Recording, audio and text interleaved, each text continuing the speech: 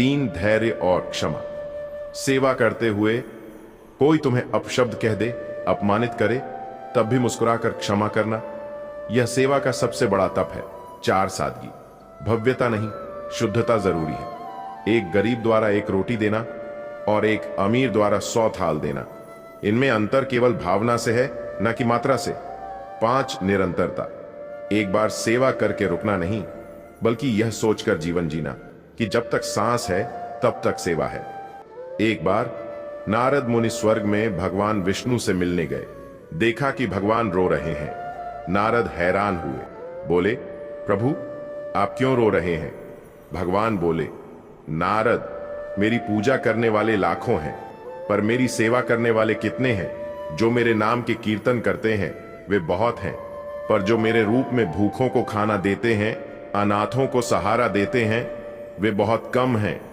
इसलिए मैं दुखी हूं, क्योंकि मेरे भक्तों ने मेरी पूजा को अपने स्वार्थ में बांध लिया है। नारद की आंखों में आंसू आ गए। वे पृथ्वी पर आए और उस गांव को खोजने लगे जहां कोई सेवा कर रहा हो। एक किसान मिला जो प्रतिदिन अपने खेत से फसल का एक हिस्सा गरीबों को देता था।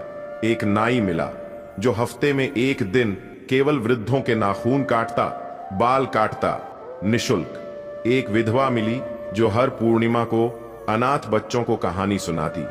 नारद ने भगवान को इन सब के दर्शन कराए। भगवान मुस्कुराए और बोले, इन्हीं के कारण मैं अभी भी इस धरती से जुड़ा हूं। कई लोग घंटों पूजा करते हैं, पर मन अशांत रहता है। क्यों? क्योंकि पूजा केवल एक नियम बन जाती है, आत्मा उसमें नहीं डूबती। लेकिन एक बार किसी बूढ़े को सड़क पार करा दो, एक भूखे को रोटी दे दो, एक अनपढ़ बच्चे को पढ़ा दो, तो देखना वह संतोष आत्मा तक जाएगा। क्योंकि आत्मा परमात्मा का अंश है और परमात्मा करुणा का सागर। जब हम दया करते हैं तब आत्मा प्रभु से जुड़ती है। शास्त्रों में अनेक साधन बताए गए हैं, ध्यान, योग, यज्ञ, तप, तीर्थ, व्रत, परंतु इन सब का सार यदि कहीं संक्षेप में कहें तो वह है सेवा। एक कहानी है, एक बार एक आर्षी स्वर्ग पहुंचे। उन्होंने देखा कि एक दरवाजा है जिसके पार स्वर्ग है। उस दरवाजे पर लिखा था, प्रवेश केवल उनके लिए जिन्होंने दूसरों के लिए जिया। ऋषि चकित हुए। मैंने तो ध्यान किया, योग किया, एकांत में तप किया, यह क्या? तभी एक आवाज आई, तुमने अपने लिए किया। सेवा दूसरों के लिए होती है और केवल वही द्वार खोल सकती है जो परहित से जुड़ा हो। संक्षेप में, जीवन को भगवान का यज्ञ बनाओ। हर सुबह जब जागो तो यह सोचो, आज किसके लिए क्या कर सकता हूं। हर रात जब सो तो यह पूछो, क्या किसी को मेरी वजह से राहत मिली? यदि इन दोनों प्रश्नों के उत्तर हां में हैं, तो समझो तुम्हारी हर सांस पूजा है, हर कदम सेवा है और हर दिन एक यज्ञ। श्रीमद् भगवद गीता के अंत में जब अर्जुन पूछते हैं, हे माधव, क्या आप मुझे एक ऐसा मार्ग दिखा सकते हैं जिससे मैं आपके सर्वाधिक निकट आ सकूं? तब श्री कृष्ण मुस्कुराकर कहते हैं, जो जीवों से प्रेम करता है वही मुझसे प्रेम करता है। जो भूखे को रोटी, दुखी को सहारा और अज्ञानी को ज्ञान देता है, वही मेरा सच्चा सेवक है। वह मुझे मंदिरों में नहीं, हृदयों में खोजता है और मैं उसे वहीं मिलता हूं। गांव के एक छोर पर एक वृद्ध स्त्री रहती थी जिसका नाम था भानुमति। उसका न कोई पुत्र था, न पति, न परिवार। जीवन की संध्या पर वह एक छोटी सी झोपड़ी में अकेली रहती थी। लोग उसे पगली कहते थे क्योंकि वह दिन भर गांव के बच्चों के लिए रोटियां सेकती, वृद्धों के पैरों में तेल मलती और कभी किसी बीमार के घर जाकर उसके लिए झाड़ू पोछा कराती। वह मंदिर नहीं जाती थी, न कभी घंटी बजाती थी, न मंत्र पढ़ती थी, पर उसके मन में बस एक ही मंत्र था, सेवा ही मेरा शिव है, करुणा ही मेरी कृष्णा है। एक दिन गांव में एक नया पंडित आया, बहुत ज्ञानी, बहुत तेजस्वी। उसने गांव वालों को उपदेश दिया कि वे अधिक पूजा करें, यज्ञ करें और स्वयं के पापों से मुक्त हो। उसने एक भव्य यज्ञ का आयोजन किया और भानुमति को देखकर कहा, तू क्यों इस यज्ञ में भाग नहीं लेती? तेरे जैसे पापियों को ही सबसे अधिक पूजा की आवश्यकता है। भानुमति मुस्कुराई और बोली, बेटा, मैं पूजा करती हूं, पर वह चुपचाप होती है, वह आंसुओं से होती है, भूखे पेटों को भरकर होती है, किसी की पीठ सहलाकर होती है। पंडित क्रोधित हुआ और बोला, यह सब तो सामाजिक काम है, इससे तुझे मुक्ति नहीं मिलेगी। भगवान को मंत्र, नियम और विधियों से प्रसन्न करना होता है। उसी रात उस गांव में एक अजनबी साधु आया। उसने कुछ नहीं मांगा, बस गांव के बाहर एक पुराने मंदिर के पास बैठ गया। सुबह होते ही उसने भानुमति को देखा, जो झाड़ू लेकर मंदिर की सीढ़ियां साफ कर रही थी। वह चुपचाप देखता रहा। भानुमति ने उसे पानी दिया, एक सूखी रोटी दी और बिना कुछ कहे चली गई। अगले दिन भी वही हुआ और तीसरे दिन भी। तब साधु ने उससे पूछा, तू किसके लिए यह सब करती है? भानुमति बोली, जब मेरे पति की मृत्यु हुई और बेटा भी संसार छोड़ गया, तब मैं टूट गई थी। एक रात मैंने भगवान से कहा, अब तेरे पास आना चाहती हूं, पर उसी रात एक सपना आया। भगवान बोले, जब तक तू किसी रोते हुए को हंसा न दे, तब तक मेरे पास मत आना। तभी से श्रीमद् भगवद गीता में श्री कृष्ण ने स्पष्ट रूप से कहा है, कर्म करो, फल की चिंता मत करो। परंतु ध्यान देने योग्य बात यह है कि उन्होंने कर्म को त्यागने की नहीं, कर्म में भक्ति जोड़ने की बात की है। जब हम अपने हर कार्य में, चाहे वह छोटा हो या बड़ा, प्रेम, सच्चाई और सेवा की भावना जोड़ते हैं, तब वह कार्य पूजा बन जाता है। भले ही कोई झाड़ू लगा रहा हो, पर अगर वह स्वच्छता को ईश्वर की सेवा समझकर करता है तो वह संत है। भले कोई अस्पताल में नर्स हो, पर अगर वह सेवा को करुणा से करती है तो वह भगवान की दासी है। कलयुग में जहां अहंकार, लोभ, हिंसा और अधर्म का बोलबाला है, वहां यदि कोई व्यक्ति किसी की सेवा कर रहा है तो वह किसी देवता से कम नहीं। आज एक गरीब की सहायता करना, एक स्त्री की रक्षा करना, एक अनाथ बच्चे को सहारा देना, यह सब कलयुग के यज्ञ है। शास्त्रों में भी कहा गया है, सेवा परमो धर्म। सेवा सबसे बड़ा धर्म है और भगवान स्वयं भी कहते हैं, जो व्यक्ति मेरे नाम की माला फेरते हुए किसी भूखे को अनदेखा कर देता है, वह केवल अपने होंठ चला रहा है, हृदय नहीं। भक्ति का अंतिम लक्ष्य समर्पण और दया। जब तक हमारी भक्ति हमें विनम्र नहीं बनाती, तब तक वह अधूरी है। जब तक हमारी पूजा किसी अज्ञानी को ज्ञान नहीं देती, तब तक वह केवल शब्दों का खेल है। जब तक हमारा ध्यान केवल स्वयं के मोक्ष की चिंता में है और दूसरों के दुख से हम अछूते हैं, तब तक हम अभी भगवान से दूर हैं। सच्ची पूजा वही है जहां भक्त और भगवान के बीच कोई दीवार नहीं, कोई घमंड नहीं, केवल करुणा की नदी बह रही हो। जब भक्त को यह समझ आ जाता है कि भगवान केवल मंदिर में नहीं, शास्त्रों में नहीं, अपितु प्रत्येक जीव में है, तब उसके लिए हर कर्म पूजा बन जाता है। वह घर की झाड़ू लगाते समय भी स्मरण करता है, हे प्रभु, यह घर यदि आपके नाम का मंदिर है तो यह सफाई आपकी सेवा है। वह बच्चों को पढ़ाते हुए सोचता है, यदि इन बच्चों में ही कृष्ण, राम, बुद्ध, यीशु या अल्लाह का अंश है तो इनका शिक्षित होना ही मेरी भक्ति है। यह सोच जब स्थायी बन जाती है, तब पूजा केवल कुछ समय की क्रिया नहीं रह जाती, वह जीवन बन जाती है। गृहस्थ का मंदिर, घर ही सबसे बड़ा तीर्थ है। आज लोग सोचते हैं कि तीर्थ करने के लिए हिमालय जाए, मंदिरों में रथ यात्रा करें, धामों की परिक्रमा करें, परंतु एक गरीब मां जो दिन भर अपने बच्चों के लिए रोटियां बेलती है और रात को बिना खाए सो जाती है, वह भी भगवान की सबसे बड़ी भक्त होती है। उसका रसोई घर ही उसका मंदिर है, वह चूल्हा ही उसका यज्ञ कुंड है और उसके आंसू ही उसकी आहुति। एक पिता जो रिक्शा चलाकर बच्चों को स्कूल भेजता है और रात को थककर भी मुस्कुराता है, उसका पसीना ही उसका जलाभिषेक है, उसका श्रम ही शिवलिंग पर चढ़ा जल। जब गृहस्थ जीवन को ही साधना मान लिया जाए, तब हर गृहस्थ साधु बन सकता है और हर स्त्री मां अन्नपूर्णा। कर्म को पूजा बनाने के 5 रहस्य। 1. भावना। कार्य करते समय मन में यह हो कि यह भगवान की सेवा है, फिर वह कितना भी छोटा क्यों ना हो, पूजनीय बन जाता है। जैसे झाड़ू लगाते हुए सोचना, हे प्रभु, यह गंदगी केवल बाहर की नहीं, मेरे अंदर की भी है। कृपया इसे साफ कर दो। 2. स्वार्थहीनता। किसी की मदद इस उम्मीद से ना करना कि वह बदले में कुछ देगा, बल्कि यह मानकर कि भगवान ने मुझे सक्षम बनाया, इसलिए मुझे देना है। मैं उन्हीं की आज्ञा का पालन कर रही हूं। साधु की आंखों में आंसू आ गए। उसने सिर झुकाया और बोला, मां, मैं वही हूं जिसने तुझे वह सपना दिया था।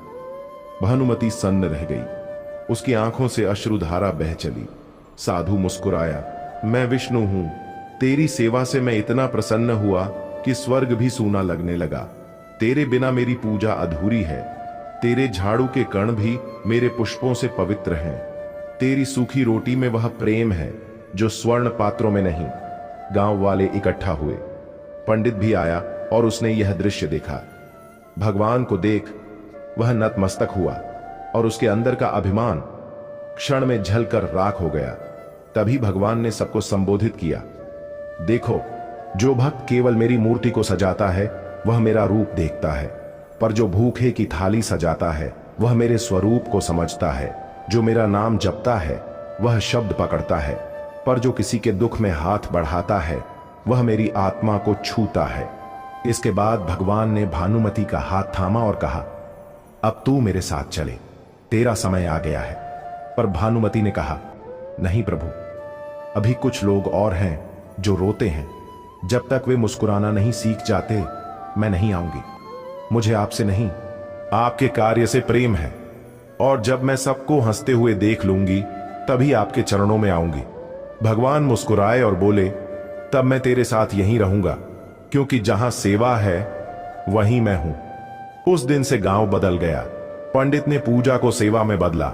लोग मंदिर से निकलकर वृद्धाश्रम और अनाथालय पहुंचे, और भानुमति, वह अब भी वही रोटियां सेक रही थी, पर उसके आसपास अब हजारों भक्त थे जो सेवा को पूजा मानने लगे थे। इस कथा का सार यही है, जब तक हम पूजा को केवल एक क्रिया मानते हैं तब तक वह अधूरी है, लेकिन जब सेवा में पूजा को ढाल देते हैं तब वह ईश्वर की उपस्थिति बन जाती है। भानुमति जैसी स्त्रियां, महादेव बाबा जैसे संत, और हर वह हाथ जो चुपचाप किसी के लिए बढ़ता है, वे ही सच्चे भक्त हैं। यदि संसार में एक भी हृदय ऐसा हो जाए जो दूसरों के आंसू अपने हृदय में सोख ले, तो समझो उस गांव, उस घर, उस दिल में स्वयं भगवान वास करते हैं। और जब मनुष्य यह पहचान लेता है कि हर जीव में उसका प्रभु है, तो फिर वह ना किसी मंदिर की घंटी बजाता है, ना कोई शोर करता है। वह बस चुपचाप सेवा करता है, और वही उसकी सबसे ऊंची पूजा बन जाती है। इस कहानी में हमने देखा कि कैसे एक सामान्य, अनपढ़, निर्धन और समाज से तिरस्कृत महिला भानुमति केवल सेवा के माध्यम से ईश्वर की कृपा की अधिकारी बनती है। उसने कभी कोई वेद नहीं पढ़ा, कोई शास्त्र नहीं रटा, ना ही किसी बड़े मंदिर में पूजा की। फिर भी वह वहां पहुंच गई जहां तक पहुंचने के लिए लोग जन्म जन्म तक प्रयास करते हैं। उसकी पूजा उसकी नन्ही हथेलियों में थी जो दूसरों के दुख मिटाने में लगी थी। उसकी भक्ति उसकी आंखों के आंसुओं में थी जो किसी भूखे बच्चे को देखकर बहते थे। उसकी आरती उसकी रोटियों की सौंधी खुशबू में थी, और उसका भजन हर उस हंसी में था जो उसने दूसरों के चेहरे पर लौट आई। हमने यह भी देखा कि भगवान को रिझाने के लिए सोने चांदी की मूर्तियां, महंगे फूल या भारी मंत्र नहीं चाहिए। उन्हें चाहिए एक सरल हृदय जो दूसरे के दुख को अपना मान ले, जो सेवा को ही साधना समझे, और जो दूसरों की भलाई में अपने जीवन की सार्थकता देखे। भानुमति की तरह अगर हम भी अपने जीवन को दूसरों के लिए समर्पित कर दें, तो यह निश्चित है कि भगवान स्वयं हमारी सेवा में उतर आएंगे। इस कथा का सबसे गहरा संदेश यही है, ईश्वर मंदिरों में नहीं, मानवता में बसते हैं। वह उन हाथों में नहीं है जो केवल प्रार्थना में उठते हैं, बल्कि उन हाथों में है जो दूसरों को थामने के लिए बढ़ते हैं। वह उन होठों पर नहीं है जो केवल मंत्र बोलते हैं, बल्कि उन मुस्कानों में है जो दूसरों को जीने की प्रेरणा देती हैं। आज का युग शोर का युग है, पूजा का प्रदर्शन, धर्म का व्यापार, भक्ति का व्यापारीकरण। परंतु इस कथा ने हमें यह सिखाया कि जो पूजा मौन है, जो सेवा गुप्त है, जो भक्ति निजी है, वही सबसे सच्ची होती है। अगर समाज में हर कोई यह संकल्प ले ले कि उसकी पूजा दूसरों की सेवा में प्रकट होगी, उसकी भक्ति किसी के आंसू पहुंचने में होगी और उसका प्रभु हर जरूरतमंद में बसता है, तो यह संसार ही स्वर्ग बन सकता है। सच्चा भक्त वह नहीं जो दिन रात जप करता है, सच्चा भक्त वह है जो दूसरों के जीवन में उजाला भरता है। और जब सेवा पूजा बन जाए और पूजा सेवा बन जाए, तभी मनुष्य का जीवन पूर्ण होता है। यह कथा यही कहती है, मंदिर से बाहर आओ, जीवन को मंदिर बनाओ, मूर्तियों से परे देखो, जीवों में ईश्वर को पहचानो, आवाजों से आगे बढ़ो, मौन कर्म में डूबो और सबसे महत्वपूर्ण, अपने दिल को इतना पावन करो कि वहां खुद भगवान वास करने लगे। भानुमति की तरह सेवा करो ताकि एक दिन स्वयं ईश्वर तुम्हारा हाथ पकड़कर कहें, अब तू मेरे साथ चल, क्योंकि तेरे बिना मेरा स्वर्ग अधूरा है। यही जीवन की सबसे बड़ी पूजा है, यही मोक्ष है और यही अंतिम सत्य है। अगर आज की यह कहानी आपके दिल को छू गई हो, अगर इसने आपके अंदर कुछ बदल दिया हो, तो इसे सिर्फ अपने तक मत रखिए, इसे अपने परिवार, दोस्तों और हर उस इंसान तक जरूर पहुंचाइए जिसे सच्चे अर्थों में पूजा, सेवा और ईश्वर की पहचान चाहिए। क्योंकि ज्ञान तब तक अधूरा है जब तक वह बांटा ना जाए, और प्रेरणा तब तक प्रभावी नहीं होती जब तक वह किसी और की जिंदगी ना बदल दे। श्री कृष्ण ने अर्जुन की ओर देखा और बोले, पार्थ, जो भक्त मेरी भक्ति में लीन रहता है उसे मैं चुनौतियों से गुजारता हूं। यह चुनौतियां उसे उसकी आत्मा के सबसे गहरे स्तर तक शुद्ध करती हैं। यह सत्य है कि कभी कभी भक्तों को लगता है कि वे कष्ट में हैं, लेकिन वास्तव में यह कष्ट उनकी आत्मा को परम आनंद और मुक्ति के लिए तैयार करते हैं। उन्होंने आगे कहा, जो लोग मेरी ओर नहीं आते उन्हें मैं इस संसार में ही उनके कर्मों का फल दे देता हूं। उन्हें सुखी दिखने दो, क्योंकि उनका यह सुख स्थायी नहीं है। परंतु मेरे भक्त जो कठिनाई में भी मेरा नाम लेते हैं, वे मेरे सबसे प्रिय हैं। मैं उनके हर कष्ट को देखता हूं और उसे उनके लिए एक आशीर्वाद में बदल देता हूं। अर्जुन ने सिर झुका लिया। उसे समझ आ गया कि भगवान के भक्तों के कष्ट केवल बाहरी हैं। श्री कृष्ण आगे कहते हैं, सच्चा भक्त वह है जो कठिनाई में भी मुझ पर विश्वास रखे। दुख और सुख दोनों मेरे द्वारा भेजे गए हैं। यह आत्मा को परिष्कृत करने के माध्यम है। अर्जुन को संतुष्ट करने के बाद श्री कृष्ण कहते हैं, पाठ, मैं तुम्हें एक और दृष्टांत सुनाता हूं जो तुम्हारे मन के शेष संदेह को दूर करेगा। दो शिष्य थे, दोनों ही विद्वान थे, लेकिन एक भगवान पर पूर्ण विश्वास रखता था और दूसरा नास्तिक था। एक शिष्य हर जगह जहां भजन, पूजा या सत्संग होता था दौड़कर चला जाता, भगवान की आराधना करता। वहीं दूसरा शिष्य इन सब चीजों से दूर था। उसे शराब पीने और गलत संगत में रहना पसंद था। एक दिन वह शिष्य जो नास्तिक था, शराब पीकर लड़खड़ाते हुए घर जा रहा था। रास्ते में उसे पैसों से भरा बैग मिल गया। उसकी खुशी का ठिकाना नहीं रहा। वह जोर जोर से चिल्लाने लगा, मुझे पैसों से भरा बैग मिल गया, मेरा जीवन सफल हो गया। वहीं दूसरा शिष्य जो मंदिर में पूजा कर रहा था, वापस घर जा रहा था। चलते चलते उसके पैर में कांटा चुभ गया और खून बहने लगा। तभी वह नास्तिक शिष्य वहां पहुंचा और हंसते हुए बोला, तुम ही हो ना जो सबसे ज्यादा पूजा करते हो, भगवान का भजन गाते हो। देखो तुम्हें भगवान ने क्या दिया। मुझे देखो, मैंने कभी मंदिर नहीं गया, भगवान की कभी पूजा नहीं की, फिर भी मैं कितना सुखी हूं। और देखो, मुझे पैसों से भरा बैग भी मिल गया। यह सुनकर धार्मिक शिष्य दुखी हो गया। उसे लगने लगा कि नास्तिक शिष्य सही कह रहा है। वह सोचने लगा, मैं इतनी पूजा करता हूं, फिर भी मुझे कुछ नहीं मिला, और वह बिना पूजा के कितना सुखी है। इस द्वंद के साथ वह अपने गुरु के पास गया और अपनी शंका प्रकट की। गुरु ने मुस्कुराते हुए कहा, भगवान जो करते हैं वह सदैव हमारे भले के लिए ही करते हैं। हर किसी को उसकी योग्यता के अनुसार फल मिलता है। तुम्हारे पैर में कांटा चुभा क्योंकि पिछले जन्म में तुम्हारे कर्म ऐसे थे कि तुम्हारी मृत्यु होनी थी, लेकिन इस जन्म में तुमने भजन और पूजा की, इसीलिए तुम्हारी मृत्यु टल गई और सिर्फ कांटा चुभा। वहीं तुम्हारे मित्र को पूर्व जन्म के पुण्य के कारण कुछ धन मिला, लेकिन इस जन्म में उसने कोई अच्छा कर्म नहीं किया, इसलिए वह संपत्ति का मालिक बनने से चूक गया। गुरु की बातें सुनकर शिष्य की आंखें खुल गईं। उसने समझ लिया कि भगवान जो भी करते हैं वह हमारे हित में ही होता है। जब हम प्रार्थना करते हैं तो भगवान हमारी अपेक्षा से अधिक सुनते हैं। वह हमें हमारे कल्पना से भी ज्यादा देते हैं, लेकिन अपने समय और अपनी विधि से। जीवन में कभी भी धन, बल या अहंकार पर गर्व मत करो। वाणी का संयम रखना आवश्यक है, क्योंकि वाणी से दिए गए घाव कभी नहीं भरते। जब भी मौका मिले किसी के लिए सारथी बनो, स्वार्थी नहीं। जिस प्रकार पानी दूध में मिलकर दूध बन जाता है, उसी प्रकार हमें भी अच्छे कार्यों में लीन रहना चाहिए। श्री कृष्ण कहते हैं, समय कभी नहीं रुकता। आज यदि बुरा समय चल रहा है तो कल अच्छा समय अवश्य आएगा। बस आप निस्वार्थ भाव से कर्म करते रहिए, क्योंकि वही आपके हाथ में है। जिंदगी में चाहे कितने भी दुख आ जाएं, उनसे भागने की कोशिश मत कीजिए, क्योंकि मुसीबतें आपका पीछा कभी नहीं छोड़ेंगी। बेहतर है कि आप उनका डटकर सामना करें। जो लोग कहते हैं कि उनके पास आपके लिए वक्त नहीं है, सच तो यह है कि उनके पास समय होता है, लेकिन वह आपको नहीं देना चाहते। ये समझ लीजिए कि उनका दिल भर गया है।